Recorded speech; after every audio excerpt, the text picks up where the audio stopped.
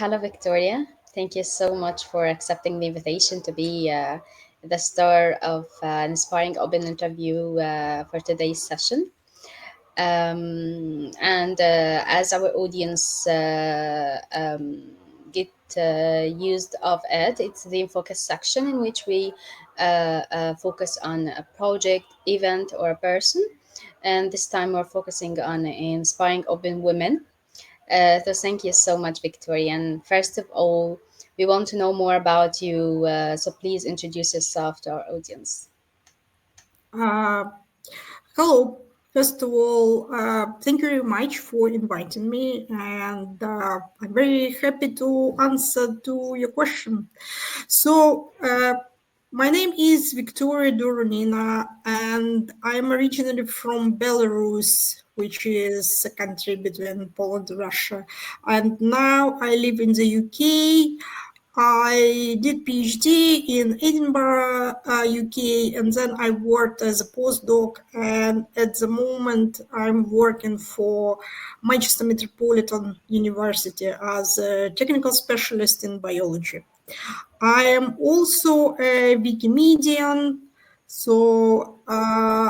and I am participating mostly in Russian Wikipedia, and I am the member of the board of trustees of Wikimedia Foundation. Yeah, perfect. Thanks so much, Victoria. It's a great honor to have you today.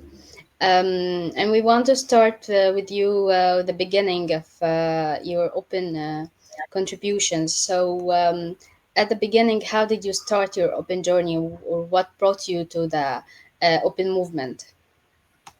Uh, in 2006, there was an article in the Guardian uh, newspaper in the UK, and the article was about this free and open encyclopedia, which everybody can contribute to.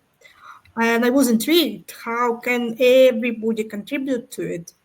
And I decided to try it, and I tried it, and people helped me, and I was hooked. And then I discovered that Wikipedia is only one of the open projects, that there is a whole world of people that contribute together for the public good. And if you think about it, the whole civilization, we know very few names of people that contributed, but it all goes together, and that's how we grow. Yeah, exactly. Seems inspiring. So, after beginning, what did the term "open" means to you as a term? As a term, it means open to use and open to contribute.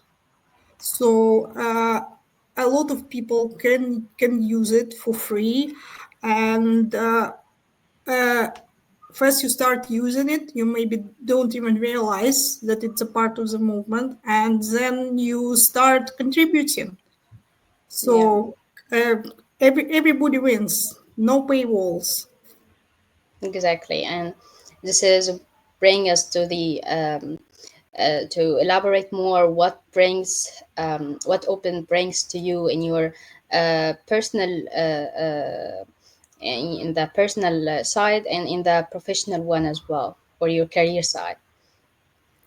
Uh, I used to be a scientist, so I am used to working in teams and collaborating and helping to increase human knowledge. But the problem with science as it is that to contribute, you need to have money. And then you contribute a lot of free work. So your work is just doing experiments and writing it up, but you also do things like reviewing other people's articles, for example, and you're not paid to do that. However, then the publishers take what you've done, and they make money out of it, Yeah, right? But if you have an open movement, then then what you contribute, other people don't need to pay to use it, and you can use it as well. For example, one of the projects of Wikimedia Foundations that Wikimedia Foundation supports is called Wikimedia Commons, and it contains mostly images that can be reused. I contribute images there, and if I need to illustrate my blog posts, for example, I can take Mm, it from there and just yeah, show, keep the license, show who did it. So, in the end, if something is paywalled, very often it's not used at all. Uh, but if it's open to use, then you can reuse spread it. it Yeah, around the world. Especially, digital content. It's not a thing. It's not like there is one of it. You can copy it, but the image remains the same, right? So there is no point in paywalling it. The same with information. If there is a scientific article and people want to read it, it would benefit the authors if more people read about it and comment about it and do their own research. Unfortunately, well, unfortunately, in most cases, it's not free. Also, there is a movement among scientists and publishing to have it again open access. It means that anybody can read, anybody can download. it's free Uh, access. Yeah, yes. yeah, yeah, exactly. And um, um, even it's the open thingy has been spread recently, but it's still we need more. So, what do you think? What do you think is important things to um, uh, come with the open concept to the next level? Uh, I think that we need everybody who's aware of the concept, they should spread it and they should tell people what it is and encourage people to use it and then encourage people to contribute. So it's the same as Wikipedia. You spread awareness, people read it, and some people, like myself, decide to contribute, right? So the more people know about the concept of the open, the better for everybody. Yeah, exactly. You're right. Um, and as you now has spent like years in the open movement, serving in open aspects, have you experienced any issue or disadvantages that you felt that your gender was like a gap or impacted your choices as a female? Uh, the movement, the Wikimedia movement and the open movement in general, it's mostly male dominated and it presents challenges. I wasn't even aware of it, but when I registered in Wikipedia, I used a male sounding username because it was the name of my native town, but the town was named after a man. So people thought that I was a man, Mm, right? But then people got confused because I wrote, you can see I wrote as a woman. Why? Why do you have a male name? And I was renamed, and my name is Victoria. And then lots of people they understand that this is a woman. And sometimes it presents a challenge because some men are not used to women being an authority.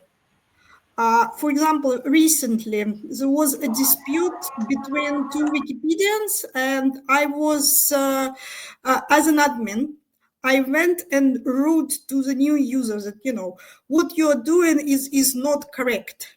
And he wrote in response, "You young lady." I mean, he doesn't know how old I am. And it doesn't, even if I am a young lady, I'm not here as a lady. I'm here as an as admin. an admin, yeah. Yes, admin. And the admin doesn't have gender. That doesn't matter that I am a woman. No, it Yes, it's doesn't. my responsibility, and I act like yeah, Yeah, exactly. And it's there is always, as I say, in male-dominated spaces, there is always an additional scrutiny to a woman, and you need to prove that you can do things. yeah, And also, you need to prove that you are one of the boys. They don't like when you say, as a woman, I am saying that you are discriminating against. They don't like it. As soon as you stay low and don't assert your rights, you will be fine. yeah. And I hope things will be better, and we as women have like more empowerment and more representation throughout all fields, not just in the Wikimedia movement. Um, and as a leader, or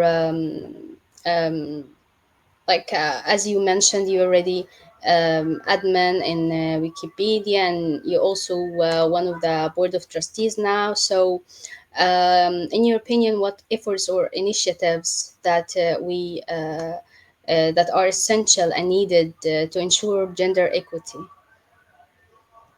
Uh, we need to talk about gender gap. We need to explain to people what is gender gap. And it starts, we all know that there is fewer women that are collaborating in the open, but it's also about content. The content is male oriented, and then so fewer women read Wikipedia, for example, and then fewer women contribute, and on top of that, we have all this additional demand on our time. Wikimedia Foundation is promoting gender equity. There is an initiative called Wiki Women Task Force, and it's a grassroots initiative uh, to help bridge gender gap. And I think that we need to start from not being afraid to say that we're women, basically. And not being afraid to say that women have the interests and we can contribute in ways that men cannot. And when men and other genders will get used to us, it will become better. I saw data that if you have 20% of women anywhere contributed, 20% of your team are women, then it becomes much easier to be a woman. You feel less intimidating, people listen to your ideas. So if we invite other women, and if this We woman, support ourselves as well. Yeah, and if we support each other, then we will make it better for everybody. yeah, yeah. Thank you so much, Victoria. Um, it was a great pleasure to have this awesome conversation with you. And please, if you have any other topic that you want to raise and we haven't covered, please raise. We still have like 2 minutes if you want to elaborate anything related to your journey in the open movement or something. I just want to Maybe say again, advice to women, yeah, or maybe any advice to women. yes, don't be afraid. The problem with our problem as women, we are told that we're not good enough. So usually, a woman that thinks that she's not good enough is twice as good as any given man because they're very sure in themselves. And it's always been my strategy in life to try something, and sometimes it doesn't work, it doesn't suit me, so I just give up. But sometimes, like with Wikipedia, it works. So if you want to remember one thought, is it's better to try and not succeed than don't try at all. Then you don't know, maybe you Yeah, wouldn't succeed. yeah, Thank exactly. you. Yeah, yeah. It's better to try always. Thank you so much, Victoria. It was an inspiring interview. Thank you so much for participating in this interview and for participating in the episode as well. Thank you so Thank much. you for inviting me. I watched Africa Hour and I thought, oh, great people. And now I'm one of the people, that talk on it. I'm very happy. Thank you. Thank you so much.